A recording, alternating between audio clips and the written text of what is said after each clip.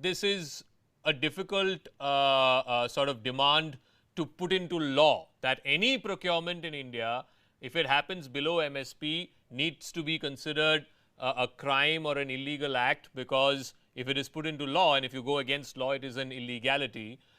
Given the fact that only 6.5% of farm produce in this country is procured under MSP, 93.5% is procured outside of MSP. Why can't the entire 100% be brought under MSP, both for private procurement and for government procurement? Dr. M.J. Khan. Thank you very much. It's very unfortunate that there are protests on a subject which we have been demanding for a long time, that is agriculture market reforms. Unfortunately, apprehensions have led to these protests. There is less in reality bad in these legislations, and whatever the concerns of the farmers, finally the government has woken up to at least engage in and engage with an open mind. So initially, if you look at, farmers had one or two demands.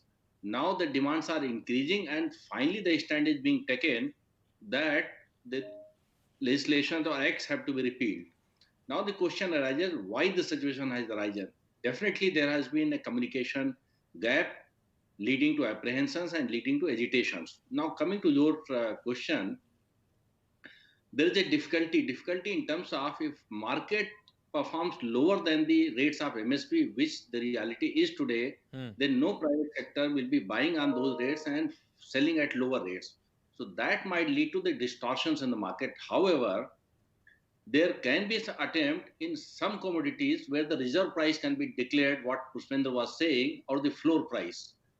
But there will be a very uphill task to actually implement and do the compliance of that, given the fact that there are 12.5 crore farmers' families involved in that market, as diverse and as many commodities as there are in agriculture. So therefore, certainly there will be a big challenge to that.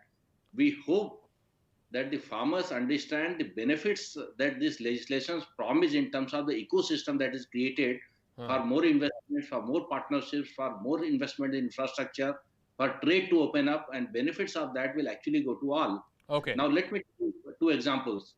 Farmers are demanding that the redressal point should be raised from SDM to a court of law. Now, anyone will know it, Usman certainly will know it, that SDM is the nearest point and farmers can put pressure, get the orders done next day. But once it goes to a court of law, it will go for years and years, and the corporates can afford much better quality of lawyer than the farmers can. So therefore, only the prolonging, the higher cost, the delay. But even that, the government today in the proposal from the Home Minister's office has said that okay, you can take disputes to civil courts. Pushpendra जी, ये बताइए, आपका जो सबसे बड़ा एक मुद्दा था कि सरकारी मंडी और